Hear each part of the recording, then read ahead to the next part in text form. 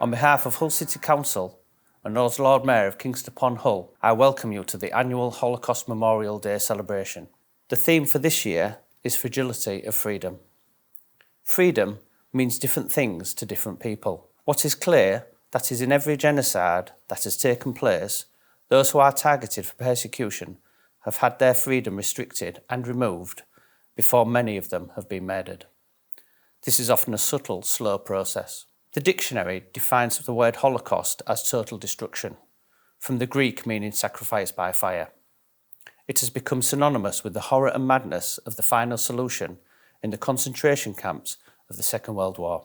In the years leading up to the Holocaust, Nazi policies and propaganda deliberately encouraged divisions within the German society, urging Aryan commanders to keep themselves separate from their Jewish neighbours. The Holocaust, the Nazi persecution of other groups, and each subsequent genocide was enabled by ordinary citizens not standing up to their targeted neighbours.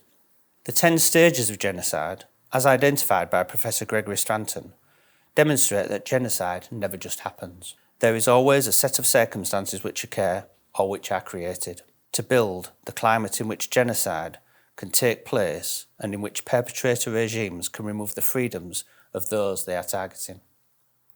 Not only are individuals' freedoms eroded, demonstrating the fragility of freedom, perpetrator regimes also restrict the freedoms of others around them to prevent their regime being challenged.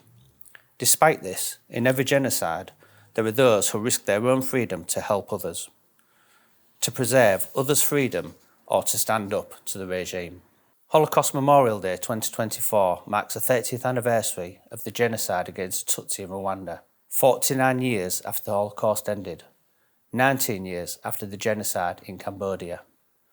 The world stood by as Hutu extremists shattered the fragile freedom in Rwanda, following decades of tension and violence, culminating in the murder of over 1 million Tutsis in just 100 days. Today, there is increasing division in communities across the UK and the world. Now, more than ever, we need to stand together with others in our communities in order to stop division and the spread of identity-based hostility in our society. Since those terrible days, the world has witnessed acts of mass murder in places such as Cambodia, Bosnia, Rwanda, Darfur, and many other places across the globe. Here in the UK and around the world, millions of people face prejudice, discrimination, and hostility simply because of their identity. Holocaust Memorial Day is a day of commemoration and action when we challenge these attitudes and behaviours in order to build a better future together. Our commemoration, I am sure, will give us all time to both reflect and ponder the capacity of man's inhumanity to man, but hopefully also reflect and celebrate all the good that is present in the world.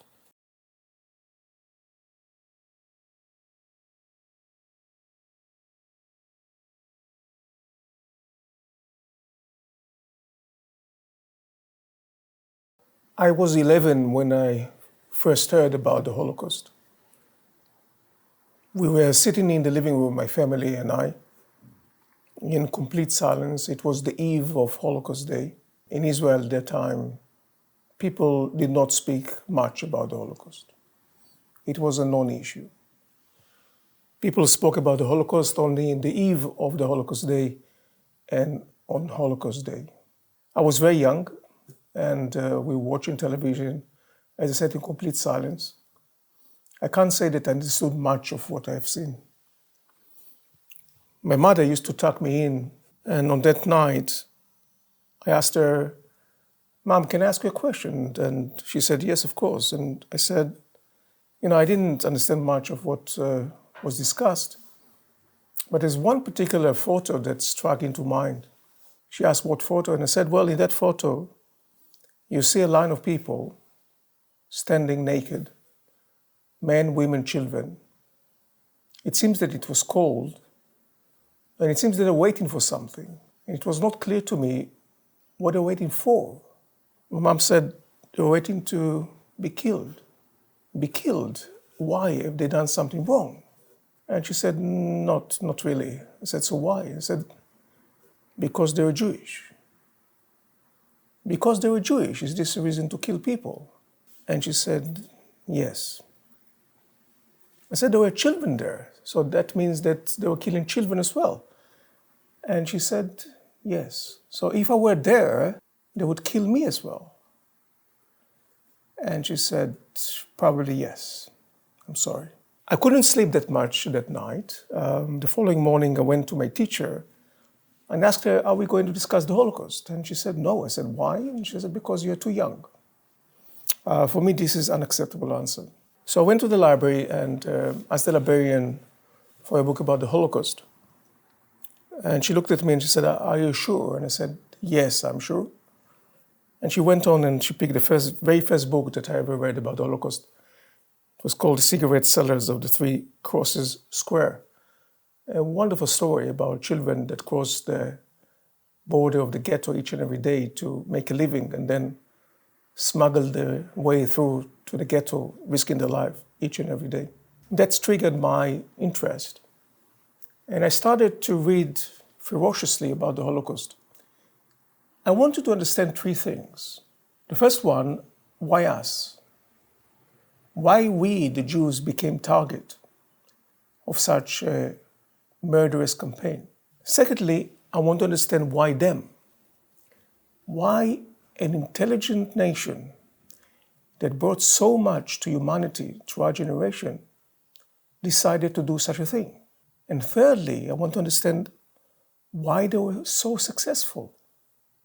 Where was the world at that time that allowed this to happen? Not only allowed this to happen, but actually assisted the Germans in the genocide. I didn't just finish books, I finished libraries, just one after the other, and devoted some 5 years to this research for me to understand and be able to answer these questions. When I was 16, I felt that the books repeat themselves and they don't really renew anything or contribute anything for my knowledge, but I was still interested. And I decided to meet with people. So I met with partisans, survivors of Auschwitz, survivors of ghettos, survivors of labor camps, survivors of different cities, concentration camps, different countries. And I felt that I'm doing a mitzvah in Hebrew meaning a good deed, because I listened to them. These people were carried this burden on their soul for so many years. They were dying to tell someone, but nobody was interested to listen, not even their children or grandchildren. And this foreigner comes to their life, this kid, who is taking 2 or 3 buses to come and see them and spend 2 or 3 hours with them and listen to them, just listen to them. It was therapeutic. We cry together, they donate me the books, they sign the books for me, they gave me books about their communities. I felt that I'm doing a very good deed. And I learned a lot. After some years of this kind of research, I decided to do something about education. I've been in education throughout my life, and this was the start of my journey. In Israel at that time, youth, people my age, differentiated between us and them, between the Jews of the diaspora and the proud Israelis. And the common slogans were, this could not have happened to us. We are the proud Sabras, we are the new Jews, we are the Israelis. We would defend ourselves. They, the Jews of the diaspora, they were led like sheep to slaughter.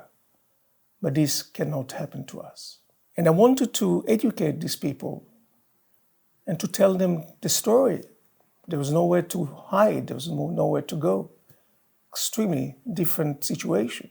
So I decided to establish an organization. I've done my searching and I met with a guy by the name Stefan Greik, who was the chairperson of all the organization of survivors in Israel. And Stefan understood that I'm a person of goodwill who wants to do something and make a difference. So he introduced me to a man by the name Moshe Kalchaim, who was the chairperson of the partisan organization in Israel. And Moshe was a man of action, no longer with us. Also, Stefan is no longer with us. And Moshe listened to me, listened to what I said, and he said, I'm going to help you.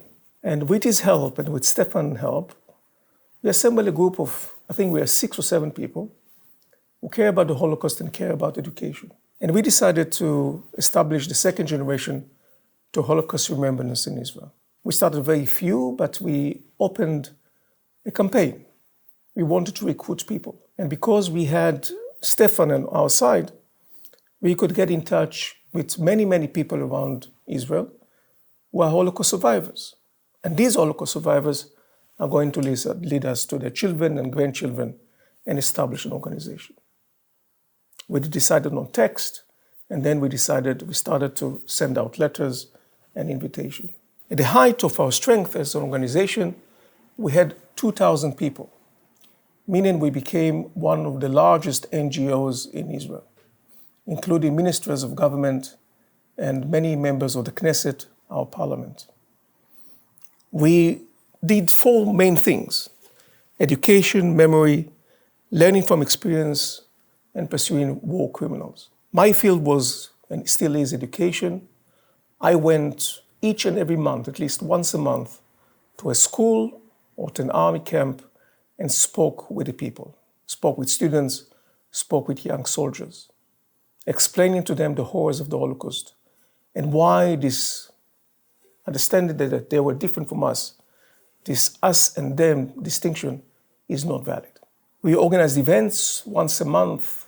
We held a public event. We organized events with public intellectuals, with Holocaust survivors, those who really want to speak and tell the story, with rabbis, with politicians. Each and every item was an agenda, and we continue our education. Because I knew by then how important it was for Holocaust survivors to speak up, I organized meetings between Holocaust survivors and the second generation. At one point, it became clear to me that these young people don't really understand the situation. And there is a saying that one photo worth 1,000 words. So it dawned on me that we need to bring them to Auschwitz, to bring them to Poland, to show them what was in existence, the Jewish communities that were flourishing and totally destroyed by the Nazis, and where this journey ends, in places like Auschwitz, the basement of humanity. At that time, there was one kibbutz called Lochamei HaGetoot, the fighters of the ghettos, a guy by Simcha Stein, who organized such trips to Krakow and Auschwitz. And I met with him and asked Simcha, tell me about what you're doing. And he told me, and I was very, very impressed. And I said, are you interested to enlarge the scope of this visitation? So it won't be just members of the kibbutzim, not a few dozens of people that you take to Poland each and every year, but actually we'll have thousands of people, young people, who would like to learn and understand. And he said to me, well, if you can do that, this will be a blessing. Once I got his permission to pursue this, I met with the Minister of Education and proposed this to him. I said, the young people in Israel don't understand, and they wouldn't understand until they see with their own eyes. We need to take them to Poland. And I want you, the Israeli government, to sponsor this. He listened to me attentively and said, I will be back to you with an answer. And he did. After a month, he returned back to me and he said, the answer is no. It's too sensitive. We don't have the budget, and we can't do that. One of the lessons in my life is never to bang heads against walls, but you can try to bypass them. So I said, okay, the government is not interested. Let's go to municipalities. Let's see what they have to say. After getting the agreement of my committee, I went to Tel Aviv municipality. I spoke with the mayor and the heads of education in the municipality, and I told him the same explanation, the same reason. And I asked him to pick up this thing and to try to sponsor this. He said, I'll be back to you and with an answer. And he did. After a few weeks, he returned to me and he said, the answer is positive. We're going to do that. Tel Aviv municipality wants They are on board. They approach the headmaster and headmistresses of schools, high schools in Tel Aviv, and slowly it picked up. It spread to many schools at Tel Aviv, and from Tel Aviv it went to Jerusalem, to Haifa, to the major cities of Israel, until it encompasses the entire country. Not only that, it overstretched the seas and oceans, and now every year there are delegations who come from the United Kingdom, from Netherlands, from Poland, from Germany, from the United States, from Canada, from many parts of the world. This is one of the major achievements of the second generation to Holocaust remembrance. On our small committee, we also had a representative of the Simon Wiesenthal Center in Vienna, whose business is to pursue war criminals. And Ephraim Zorov, the representative, was trying to persuade me and others to go after Nazi criminals. And every time I told him, listen, if you are trying to bring to justice here in Israel a Nazi criminal, it has to be of the stature of Eichmann or close to Eichmann. But any sort of a small guard, that's not an issue for us, and it's not an issue for the state of Israel. I'm very, very sorry. So every time we'll bring a name and I will dismiss it, I really didn't care too much about that. But one day he said, I have a name for you, and even you are going to approve that. I said, what is it? Who is this? And he said, Ivan Demyanyuk, Ivan the Terrible. Now, we know who is Ivan the Terrible. He was a very vicious Nazi who really relished the killing.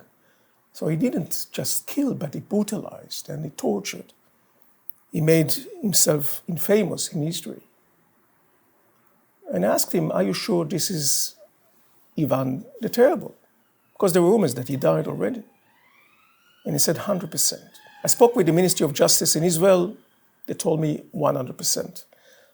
I flew to Washington and I went to Neil Sher, who was the director of the special division of the Ministry of Justice in the United States, because Demyanyuk lived in Cleveland at that time. And I asked him, how sure are you that this is Ivan Demyanyuk, Ivan the Terrible? And he told me 100%.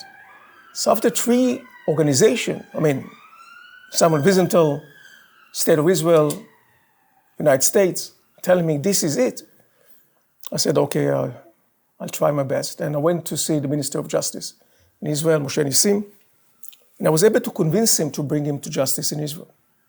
He was extradited to Israel by the United States and stood trial in Israel.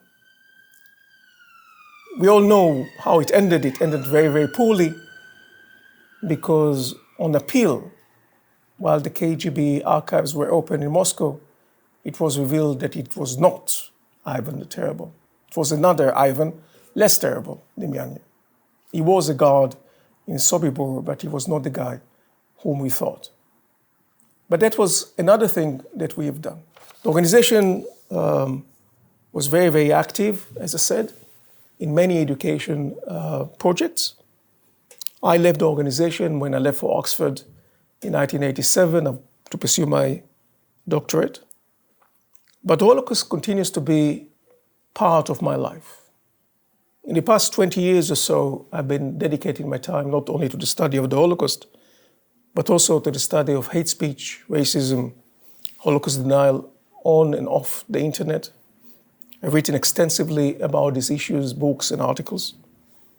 For me, the lessons of the Holocaust are: stand against injustice, protect minorities, protest against wanton persecution, and promote the rights of all humans.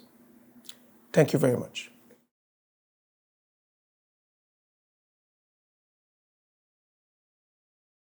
These stones, which are laid behind me, symbolise a traditional practice that dates back many thousands of years to the Middle East. When a deceased person was buried, they were unable to be buried in the soil or the sand due to the wind blowing away the actual sand itself and revealing the body.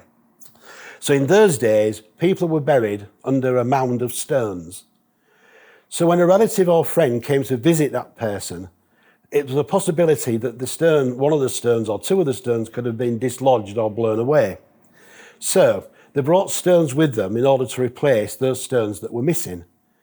This tradition has become today to mean that when a person visits a Jewish grave of a relative or friend, they bring stones with them to symbolise that tradition that took place many thousands of years ago.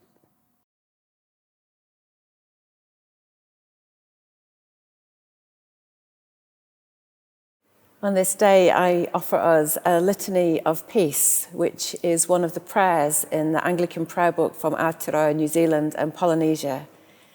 In this prayer, there is spaces of silence for us to bring to our God the prayers that we have for ourselves and our world. Let us be at peace within ourselves. Let us accept that we are profoundly loved and need never be afraid.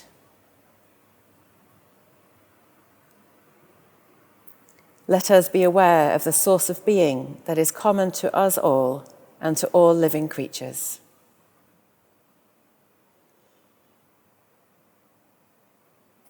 Let us be filled with the presence of the great compassion towards ourselves and towards all living beings.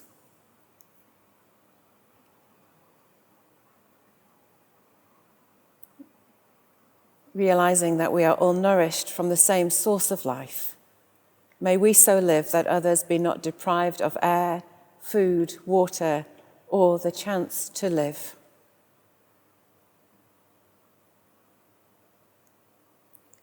Let us pray that we ourselves cease to be a cause of suffering to one another.